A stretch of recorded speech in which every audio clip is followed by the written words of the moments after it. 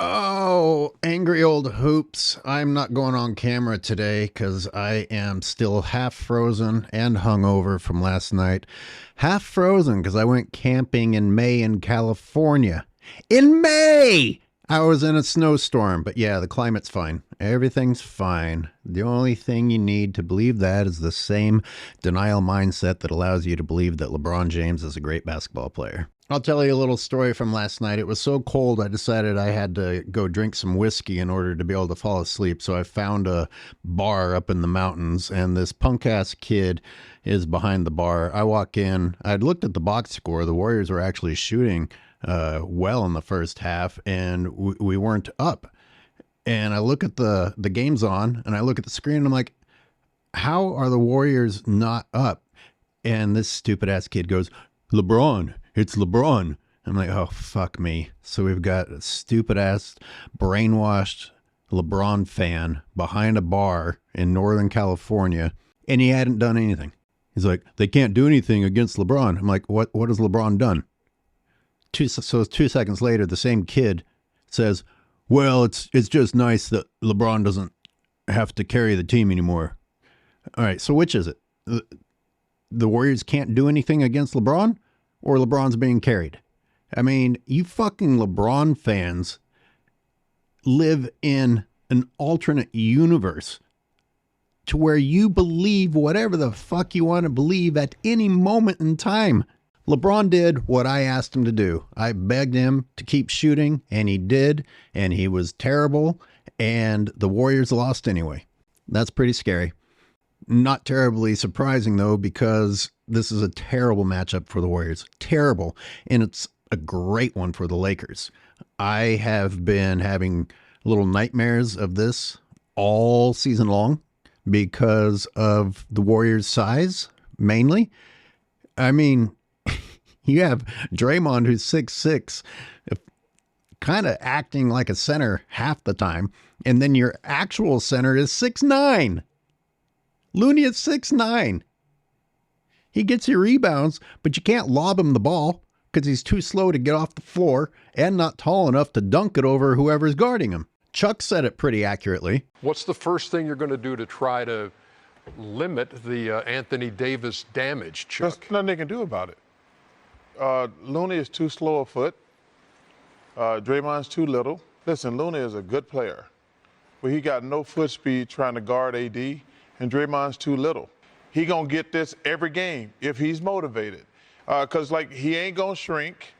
Looney's not gonna get faster in 2 days. Draymond's not gonna grow. The only thing I would alter with Chuck's assessment is that not only is Draymond too small and Looney too slow, Looney is also too small. He's too small and too slow. He's 6'9". That's LeBron's height. I was going to bring this up when I first noticed it, but it seemed non-topical. I'll bring it up now. Tristan Thompson joined the Lakers roster. Kind of weird, but that happened in late April. And the reason I'm bringing it up now is if things like that can happen, way after the trade deadline, and the Lakers got an entirely new roster at the trade deadline, and then still removing some pieces later on. Why couldn't the Warriors do one thing? Do one thing to prepare for Anthony Davis? Just get someone big. Just get some giant guy to discourage Anthony Davis, because you can discourage Anthony Davis. Rough him up a little bit. We just need one big dude. You tell me there wasn't a big dude across the entire NBA that you could bring in for next to nothing, or even pay him a decent salary. You couldn't bring in one big man the way the Lakers inexplicably brought in Tristan Thompson. I mean, the Lakers have like 3 centers sitting on the bench that they aren't even playing, plus Tristan Thompson. And the Warriors can't secure one big man. Not one. And don't give me the James Wiseman crap. Obviously that was a mistake, but you still had plenty of time to go and find one big guy in anticipation of one series, the series against the Lakers. I'm not talking about changing the Warriors' entire approach. I'm not talking about playing this guy very many minutes. Just enough minutes to discourage Anthony Davis. Rough up AD a little bit. Just rough him up a little bit. Fucking 6'6" Draymond and 6'9" Looney are your big men down low. You gotta be fucking kidding me. Speaking of big men, if it's the Lakers and Denver in the next round, I've been looking at Jokic against Ayton, and Ayton has 3 inches on the wingspan on Jokic, 7'6" versus 7'3". Anthony Davis is a 7-footer with a 7'6" wingspan, and if Anthony Davis shuts down Jokic or plays him at least well, then that speaks volumes to exactly how good Anthony Davis is. Because as of now, Jokic is dismantling Ayton.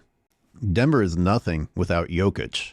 The 76ers just proved that they can win without Embiid, and yet Embiid still won MVP. Interesting. Now I'm hearing that Embiid suffered a tear and might not even play going forward. So let's say the Lakers do make it to the finals. They're potentially going to face a 76ers team without their big man? God, what do you know? Where have we seen this? Throughout the entire playoffs. Lakers shot 29 free throws. Warriors 6. 6. Attempted 6 in an entire game. 29-6. 29-6. That's just looking at the free throw disparity. Not even counting all the foul calls that led up to getting the Lakers into the bonus. Like these. Under the tutelage of King Flop himself, Lakers have learned how to milk this aspect of the game. Yeah, that helps the team, since the refs reward that shit these days. Hit the ground, and it is a guaranteed whistle. I was looking up flopping and punishment for flopping, and guess what showed up first? It was Lakers Warriors during the play-in in 2020-2021. And, you know, it wasn't the Warriors flopping. It was the Lakers across the board. And this led to me seeing that the league is not punishing flopping. Ratings are going down because people are not that different from me after all. They don't like seeing these giant full-grown men act like pro wrestling drama queens. And LeBron did it again tonight. He got the call and then decided to throw himself to the floor. I'm like, look, dude, you're going to hurt yourself. You're going to hurt yourself after the play in your attempt to get pity and draw drama. What is this shit? I mean, people don't fall down like that. He's bouncing off the ground like he fell out of an airplane. I mean, it was a foul. It was an intentional foul. It was a controlled intentional foul that had nothing to do with this bit that came later. He's trying to get a flagrant called. And this is the right strategy, by the way. Foul him. Send him to the free throw line, because the clutchless one is going to split him or miss both. And yes, let him shoot the long ball in the fourth, because he'll miss that. But if he drives the lane, it's time for some people to put him on his ass. If you're going to flop, give that motherfucker something to fall down about. Maybe he'll get tired of driving the lane and get knocked on his ass the way they used to knock Jordan on his ass. LeBron's contribution, again, simply to be bigger than the entire Warriors roster, to be such a little offensive threat that he's inevitably forgotten about and left alone so that he gets these easy shots. That's being carried, people. That's being carried. I mean, there is so much space and so uncontested that I think I could have gotten those shots off before someone came over and blocked it off the backboard. LeBron led all Lakers in turnovers with 4, but that's okay because he brings so much else to the table. Oh, wait. I pretty much can't even listen to anything from ESPN. The TNT guys are at least mildly entertaining. I did have a problem with on the TNT highlights that LeBron James only made one three-pointer. Thank you for chucking up 8 of them, LeBron. I guess you need to chuck up 16 in order for the Warriors to win. But they showed his three-pointer. Why? Why? Well, I know why. It's the selling of LeBron James. Because if you're not tuning into the game and watching how terrible he was, then on the network, they're trying to make it look like LeBron was great. That's so unfair to the team that's carrying him.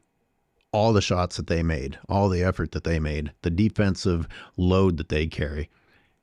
And then LeBron gets to show up in the highlights because he made 1 out of his 8 attempts. Lakers have 14 guys on the active roster. Mo Bamba is not even included in that. That would be 15th. They've put him on the inactive roster. Mo Bamba.